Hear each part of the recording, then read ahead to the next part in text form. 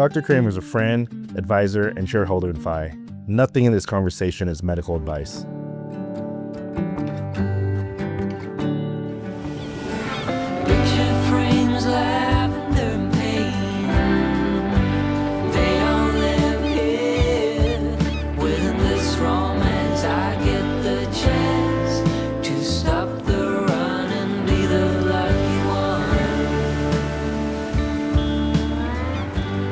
All right, welcome everyone. Thank you for joining us today. Right now, I'm sitting here in a beautiful home in Dana Point, overlooking the ocean.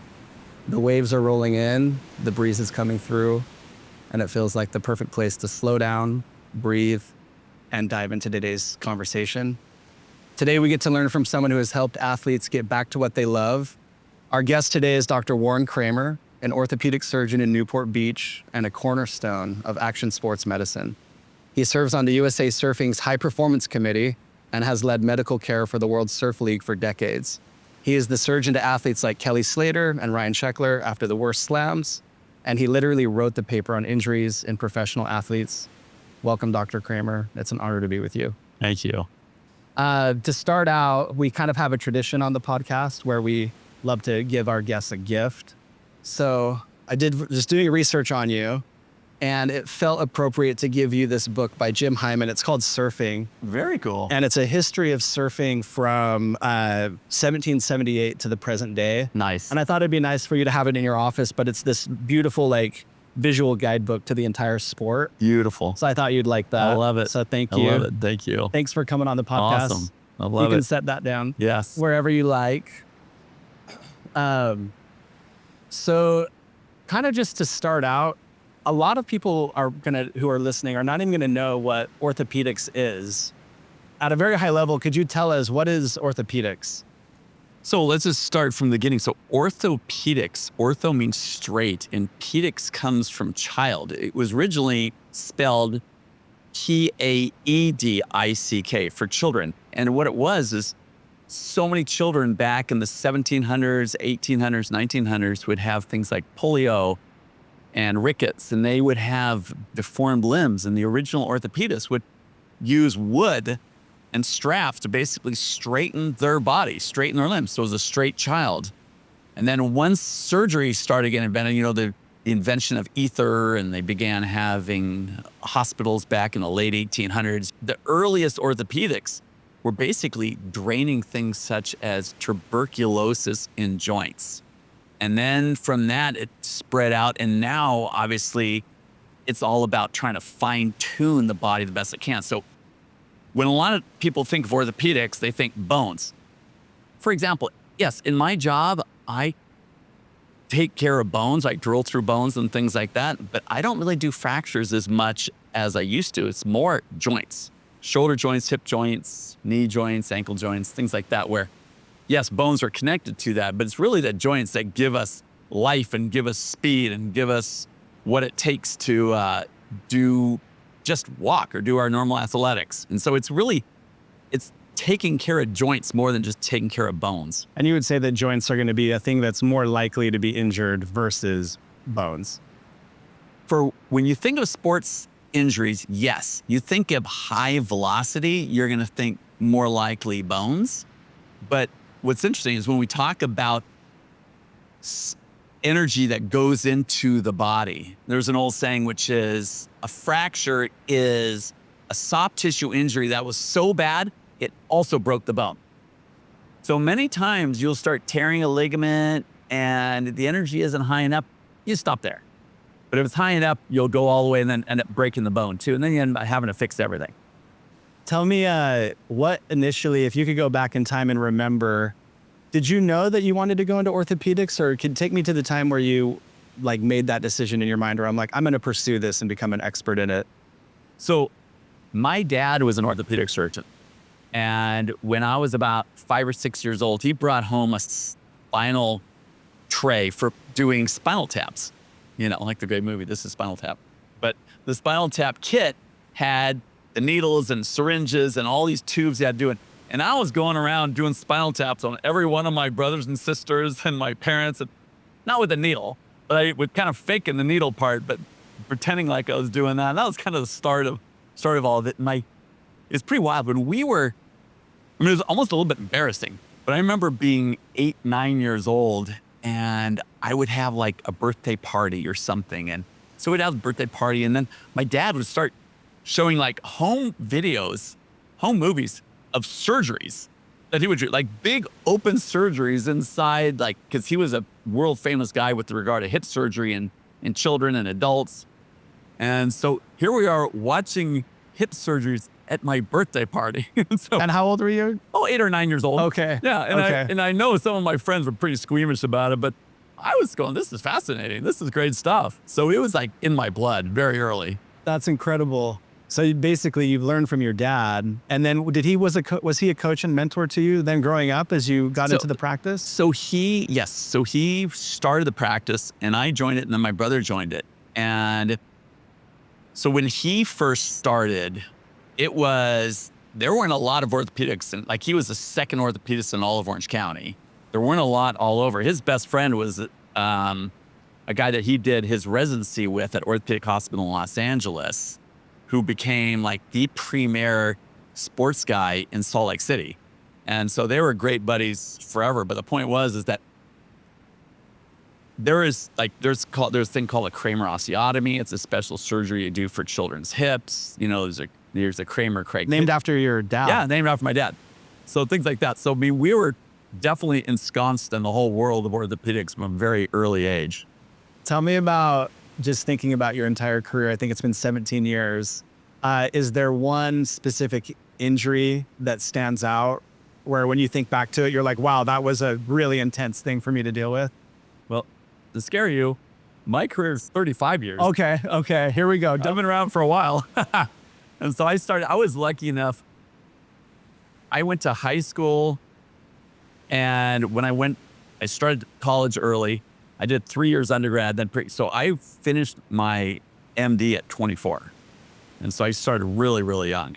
And from then on, so let's don't talk about car accidents because those are just a bummer. But I'll talk about it's sort of an interesting one. And it happened within like 4 months of starting private practice. So here I was I was 30 years old. And this guy comes in, blood all over his elbow.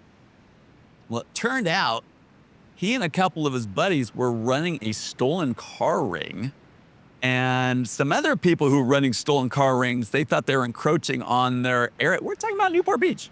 And they basically were going to teach him a lesson. So point blank shotgun wound to his elbow. So the first thing I see is like, obviously pretty mangled. So I go in, put pins, like these pins that stick out of the skin down in his forearm and one's up in his humerus, clean everything out, took him back, start antibiotics, all that fun stuff, clean all the junk, come back a couple days later, clean it out again. And then I came back 4 days after that. And what I did is I took bone from your top of your pelvis, like your iliac wing here, took that, reconstructed it into where he had lost bone from his elbow, put it together with plates and screws, and then took his latissimus muscle, undermined it through a tunnel under the skin all the way down. So I put it here on his elbow, then took skin graft from his thigh, put it on that. And at 1 day after surgery, he was going like this. Basically, totally reconstructed his elbow. And you can take tissue and bone from anywhere in the body and yeah. And how old were you when you did this? Like 31. Okay. It was pretty crazy. So did that, and then the cops show up like 2 days later. We're taking this guy to jail. Hey, but at least his arms were moving and he's functioning. That's wild. It was pretty crazy. I want to hear about, with I guess 35 years practicing, we talked at the very beginning about there being, we were using wood to straighten things out way back in the day. What innovations have you seen in your 35 years then? Has medicine in orthopedics changed or over the last 35, or how would you feel it's gone? So a lot of changes have been that many times fractures early on were treated in casts. And I was far enough along that we had like fiberglass casts, so they weren't that heavy. But even early on in my career, at like UCLA and places like that, it was expensive fiberglass cast. So they were still getting good old plaster casts for stuff. They're still hanging people in traction for femur fractures. They're still, doing everything inpatient. For example, if we did a hip replacement 35 years ago, they would stay in the hospital in these thing called slings and springs, where basically their leg would be up getting hung and they could move their leg a little bit. They would stay in the hospital for 14 days till we took the staples out. Now we do our hip and knee replacements outpatient. They go straight home. Oh my gosh, that's a massive difference then. Oh, exactly. I mean, think about all of this just loss of normal life revenue by sticking in the hospital for 14 days. We were reluctant to let people really walk on stuff early on. Now I do an ACL reconstruction. I'm like, start walking immediately and put them in a CPM machine, get them moving. When we first started, you get an ACL reconstruction, you'd be put in a cast and you'd stay in that cast for 6 weeks. And it could take you a year before you would get your range of motion back. So is there kind of like a principle here that after you've injured yourself, you actually need to get back to using your body as soon as possible? Yes. So when they talk about rest, ice, compression, elevation, the guy who came up with that, this is maybe 3 or 4 years ago, he was at one of these conferences and he apologized for coming up with that. He goes, first of all, rest is not good. Relative rest is okay. Like if you sprain your ankle, you don't want to just like stop. You don't want to put it in cast and just rest it and keep it elevated and do nothing. Because what happens is your bones dissolve and think about all the layers, like let's say from your skin down to the bone, like behind your ankle or whatever. You're going through skin, subcutaneous, fascia, muscle, another set of muscles, and you finally get down to periosteum and bones. So you get like 6, 7 different layers. You put someone either in a cast or you tell them not to move it, they all glom together. They're all supposed to be moving separately. You're not doing yourself any favors by letting them all heal together. So now it's relative rest. Next is ice. Well, we find there is a great study on ankle sprains that if you basically ice after the first 24, 48 hours and you ice like crazy for the first 2 weeks, you will delay the healing of your ankle almost double the amount of time. Oh my gosh. By Exactly. icing, that's By counterintuitive. icing. Yes. What do you think is going on there? I think it's just one of those things where blood flow is your friend. Blood brings everything. Blood brings nutrients. So if you don't have the blood flow because you're icing it down, whoops. No. So basic information like this can have a massive impact on any recovery that. Yes. Tell me, thinking about the future, like if we were to imagine the next 35 years of orthopedics, what kind of innovations do you see? 35 is probably too far out, but if you were to look like 5 years out, is there any validity to like the stem cell treatments or? Yes.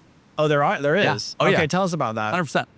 There's a lot of times where I have people who are in that situation where I'll just make it simple.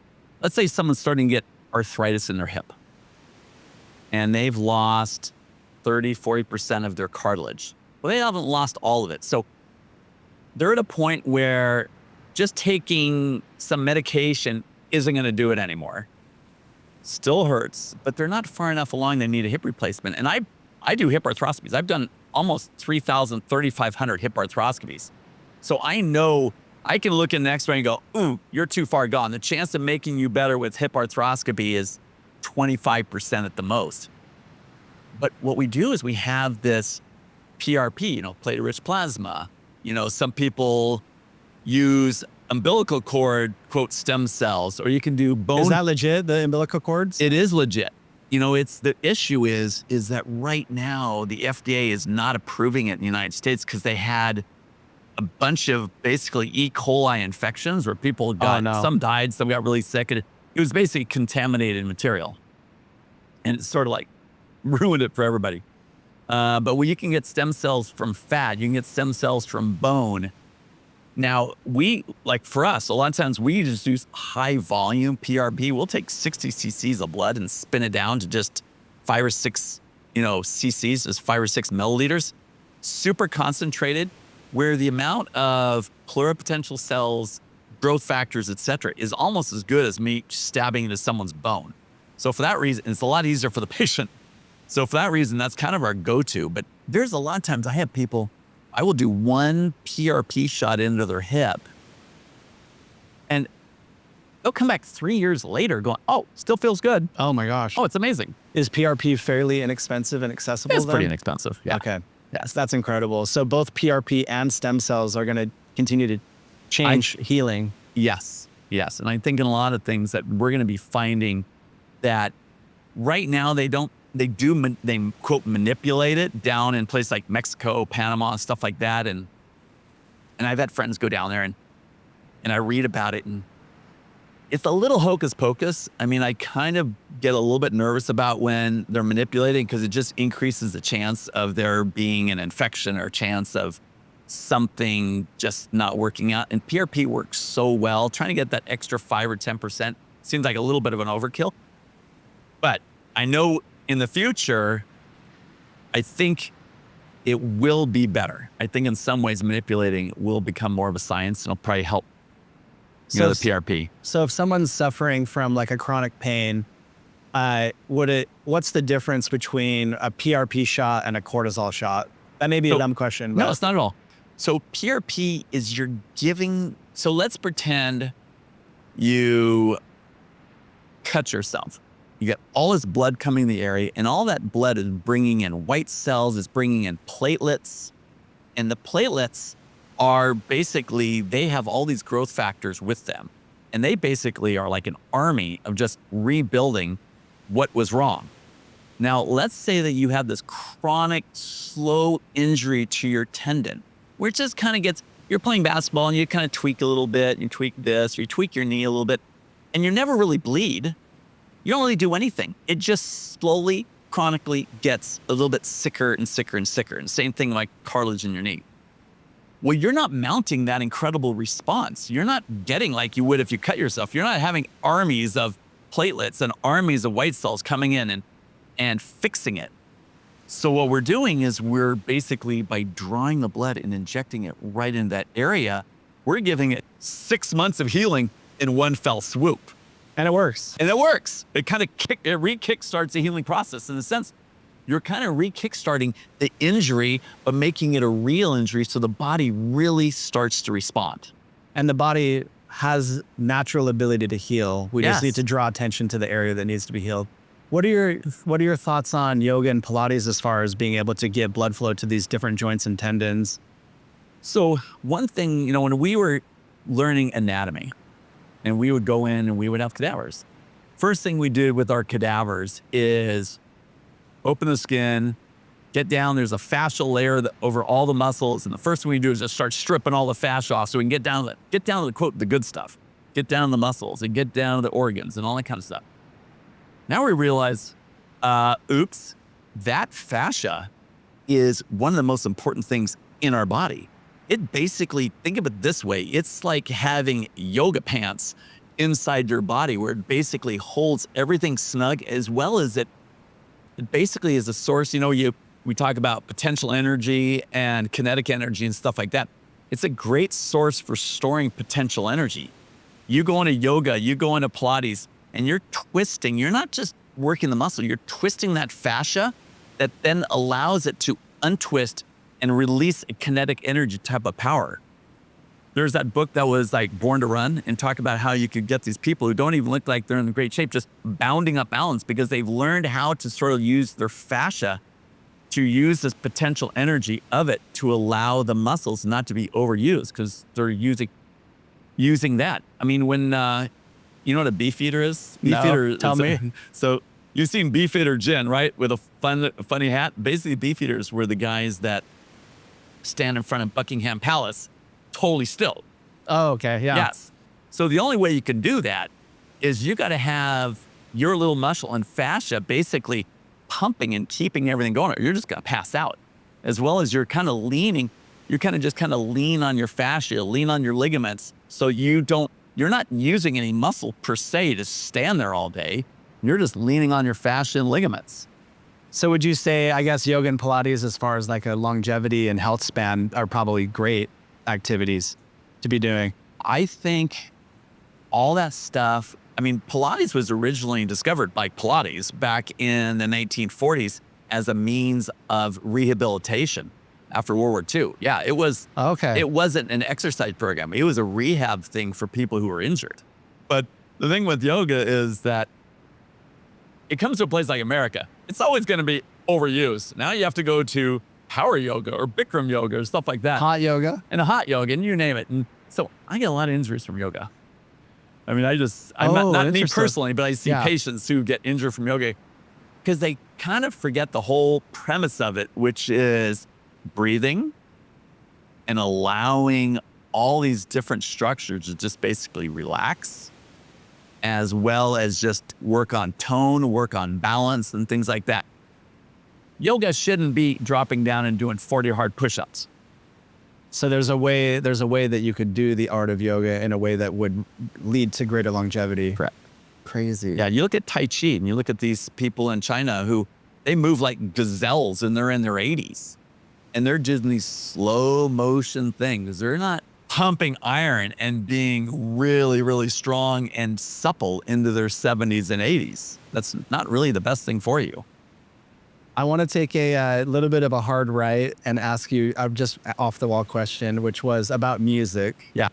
Can you listen to music in the operating room while you're working on someone? Always. What are you listening to? So normally, I don't know about you, but I've like Apple playlist. Yeah. We're just kind of, so most of the stuff I listen to is stuff I grew up on. You know, it's sort of like today, what we have playing, like, it's more 70s stuff, Jackson Brown, the Eagles, you know, that kind of stuff. And most of the stuff we do, it's very low background music. Mm-hmm. Because I don't want it to be where anybody, it's just enough to keep the area calm. And maybe help you get into a flow state. You kind of get in a little bit of a flow stage, just kind of relaxing. And sometimes parts of surgery are for the patient, I mean, not for the patient, but for my nurse and stuff, it can be a little boring. So they kind of enjoy sort of just having a little music background. And the side is I knew this one doctor and his anesthesiologist was the guy who was into music. And he's playing this heavy, just headbanger music. Okay. Really, really loud. And we always have what's called a timeout, where you stop, the nurses talk about name of the patient, date of birth, what side you're doing, what's the surgery going to be done, do they have any allergies, do they have any risks, blah, blah, blah. And that's like a normal side out. Everybody has to stop, listen to the side out. Okay, boom. We always mark what side we're doing surgery on. And this anesthesiologist had this headbanger music. He didn't really hear the timeout that well. Ended up doing surgery on the wrong side. Oh, no. Yeah. It was just a simple knee scope. So he poked a couple holes in the knee and then realized, oh my gosh, this is not the right side. Maybe because he was distracted for what he was listening to. So that's why for us, it's really mellow and we turn it off during all the timeouts and during all the important parts of surgery. But other than that, it could actually help kind It's of totally helpful. calm the environment. 100%. Um, And also we played Name That Tune. how? Like, I always quiz the nurses. So who's playing this? They never know because they're always 2 generations younger than me. but the music from the 70s is what you're using to heal your patients. Okay, I want to go. I'm imagining you in the operating room. And when you look, like, let's just take an example of a bone that is broken or cracked or whatever's happened to it. If we were to zoom in like really close at a microscopic level, what is happening with the bone as it heals? And there's been this story, my 12-year-old broke the bones in his calf. Yeah. I think that's the tibia. Tibia and fibula. Tibia, yeah. Mhm. And, you know, the doctor told him when it heals, it's going to be stronger than before. Is that accurate? It's partially true. Okay. Okay. Tell us. Where it's partially true. So let's start. So you break the bone itself, interestingly enough, has no nerve endings. So you say, why does a broken bone hurt so badly? It's because there's a thing that goes around it called the periosteum. So think of it like the skin of a hot dog. That's around every single bone. It's called a periosteum. And that, when it gets torn, is what hurts. Okay, that's where the nerves are. And many times you get little sharp shards and kind of sharp edges of the bone that kind of stick into that periosteum. That's why it hurts, or poking right into muscle. So you finally get it set. Now, if you're just letting it heal naturally, especially like in a kid where you're going to just treat them in a cast, when the bone heals, it heals with what's called basically callus and a little bump. So in other words, The bone is, let's say, the size of my finger like this. You're going to have a little extra bone on each side, right where it broke. So it is, at that site, a little bit stronger than it was when it was that big. So that's the one thing where, yes, it is stronger. But there's a caveat. But there's a caveat, because we do a lot of times, we do surgery on people, we put plate screws, things like that, and they won't form that extra bone. Not always, but sometimes they don't. But sometimes they do. Sometimes you'll get in there and you'll put a plate on. Let's say you have to go back and take the plate off. You'll find bone growing up around the plate. Like, it really likes to put extra bone. The crazy thing is, like with kids, is that if they break like one of their long bones, there's so much more blood flow going to that area that it also stimulates the growth plates above and below where the fracture is. So you can get overgrowth of that bone. Which could have like cascading effects with like the Yes. overall structure of Leg your lengths. body. You have one leg longer than the other. No. Okay. So for that reason, it's not unusual that if we have someone, a kid like breaks their femur and they're 3, 5 years old, and it breaks and it goes like this, and it'll be overlapped like a centimeter, centimeter and a half. We leave it. We have ones, it breaks and it looks perfect. We go like this. Why? Because that way, when they're done growing, the two legs are exactly the same length. Oh, okay. Otherwise, if you leave it like this, the leg that got fractured will end up being centimeter and a half longer than the other one. Because it's laying down new bone to reconnect. Well, that, and it's so much blood flow going in the area, it's making the growth plates get more blood flow than normal, so they grow more. One of the things that we looked at when we were designing Stack and like thinking about all the vitamins and minerals that we would put in it is we were looking at what happens as we age and don't get all the nutrients that we need. What have you seen? Like, have you seen cases of people who have osteoporosis, and what does it look like in the Many. body? And yeah, so just tell me a little bit about that.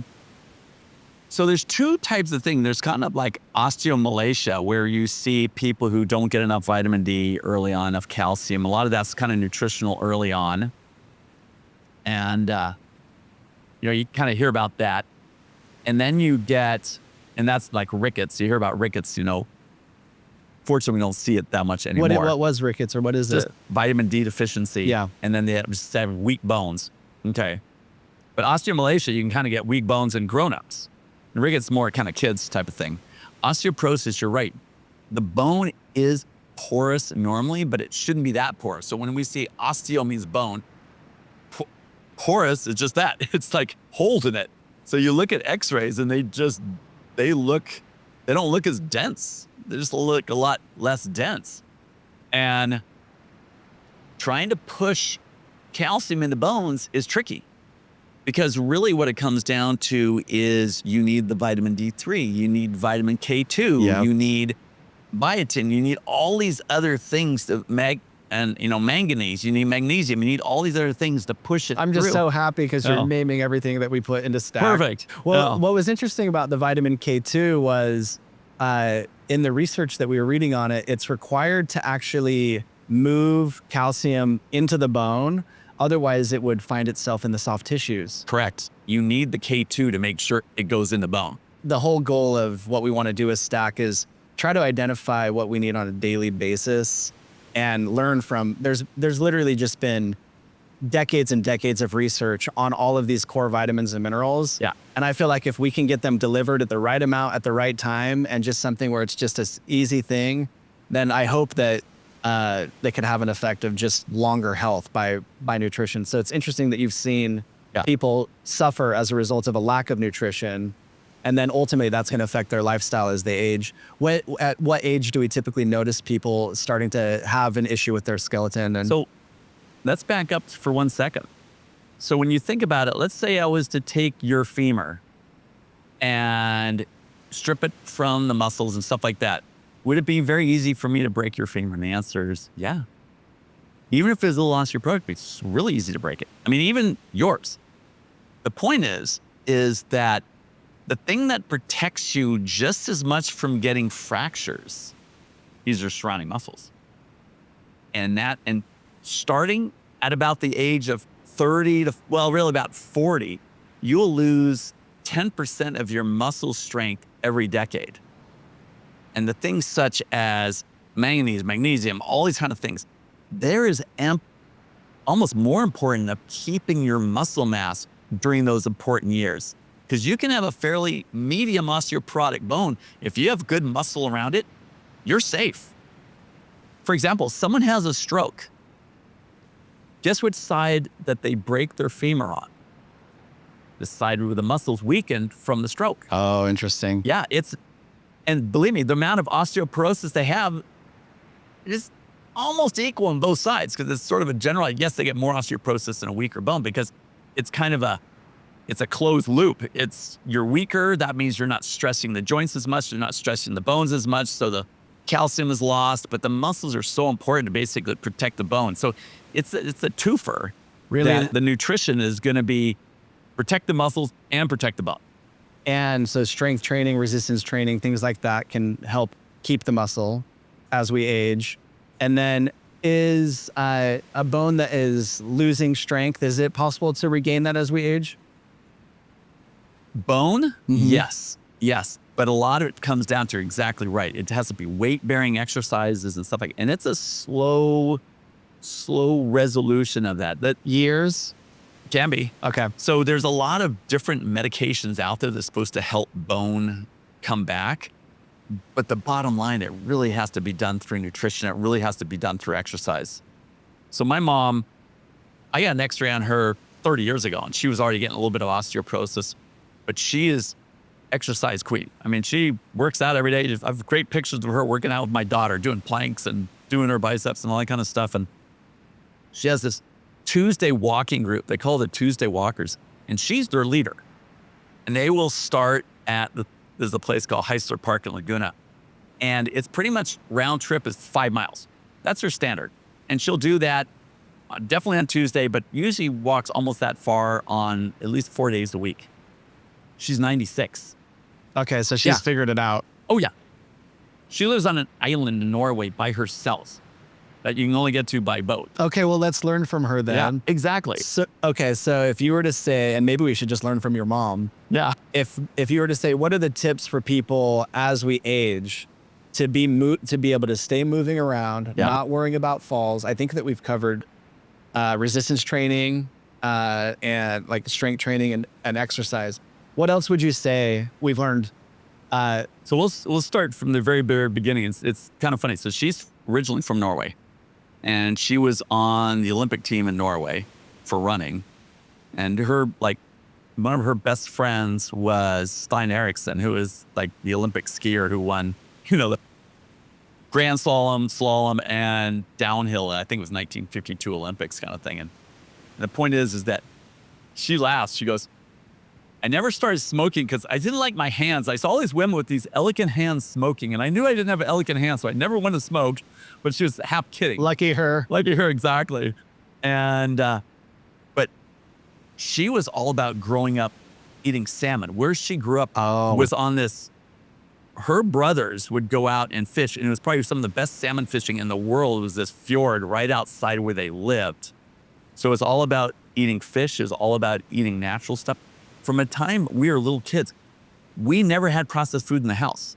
There was no such thing as cookies. There was no such thing as any of that stuff.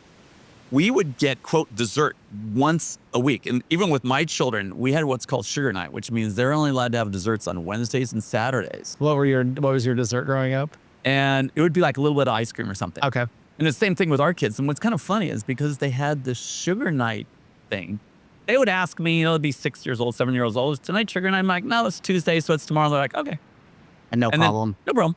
And then when it was sugar night, rather than gorging themselves, they would just eat like a small amount because they're not used to it. And that was enough. And it was the same thing with us growing up. I would go to a friend's house like, what are those? Like first time I ever went to McDonald's, I was in Little League and our coach took us there after a game. That was the first time I even been in one of those. And what happened when you went for the first? Oh, I just went for a rig. I just had a hamburger and thinking, but yeah, this is how long ago it was. You could get a Big Mac with French fries and a drink for 95 cents. And the tax in California at the time was 5%. So it's exactly $1. It's like $20 now or something. Who knows? Same. I don't even know what it is. Yeah. You know, but the point was, is we never had cookies. We never had any stuff. And as one of my friends who's a GI specialist, he's from India, he goes, if you eat natural foods, you can pretty much eat as much as you want. It's kind of true. A cup of strawberries is 80 calories. Yeah. 2 cups of grapes is 70 calories. It's like, you can gorge It's yourself. hard to overeat on natural foods. Exactly. You can gorge yourself on that and you're going to be fine. And especially you want to eat the whole food if you can. But as you and I know, the problem is that, remember who Jethro Tull was?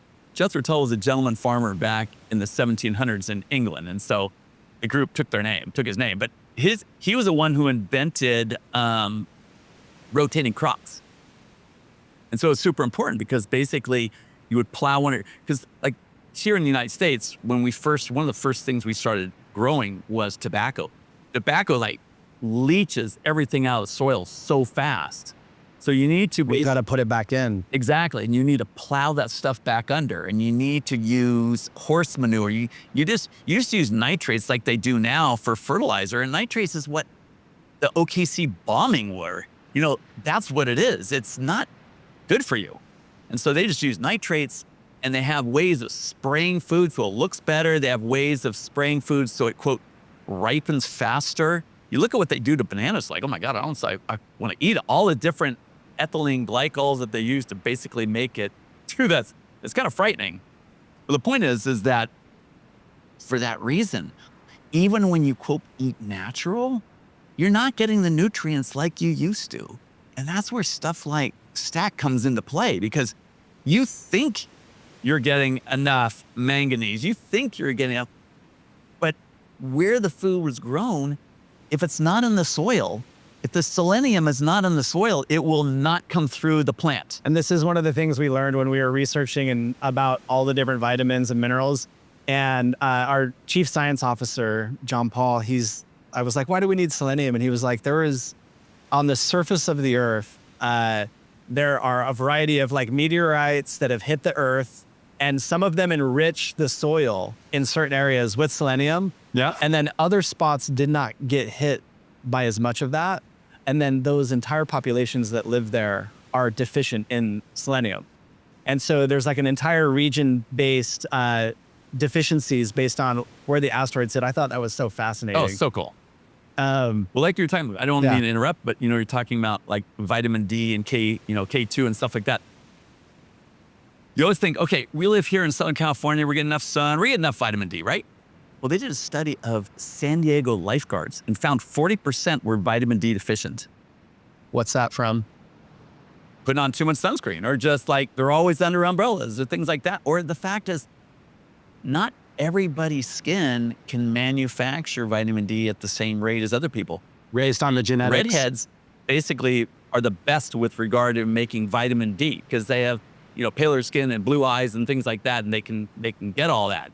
But not everybody. So a lot of people running around vitamin D deficient. So sometimes you have to take it orally.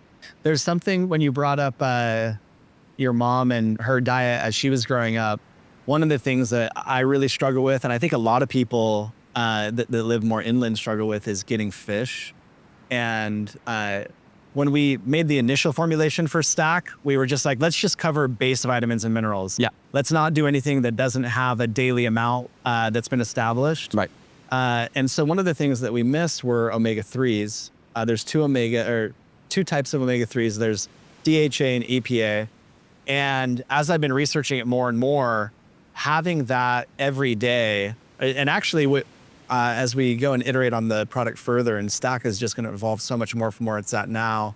But where it's going to go is we want to put DHA and EPA in the night stack. Yep.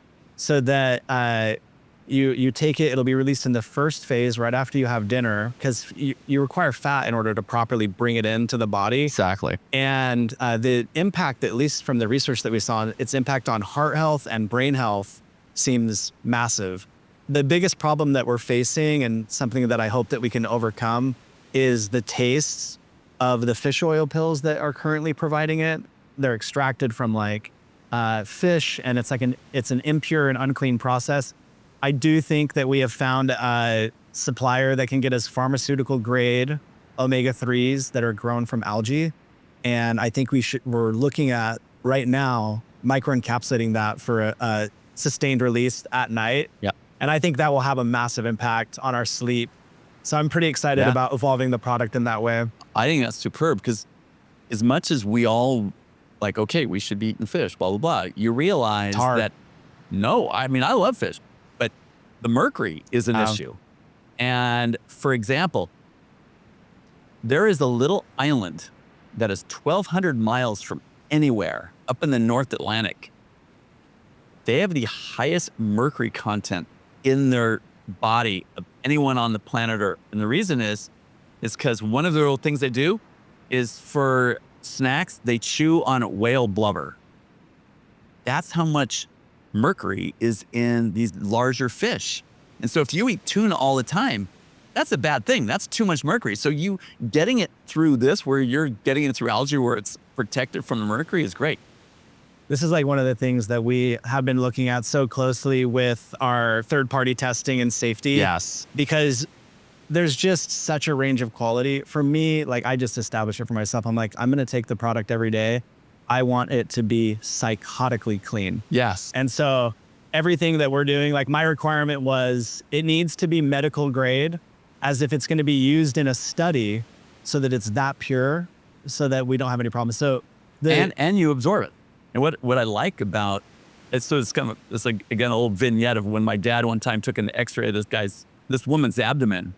Says, "Oh, I see you took your vitamin today." She goes, "No, I missed it this morning, but I took it yesterday." You could see this pill in her GI tract. Hadn't even broken down at all. it's just It's worthless, completely worthless. Or if you don't have, if your magnesium isn't, at least correct, whether chelated or something like that, the absorption rate for chelate is like 30 plus to 70%, where what's not? Milk and magnesia, what does it do to you?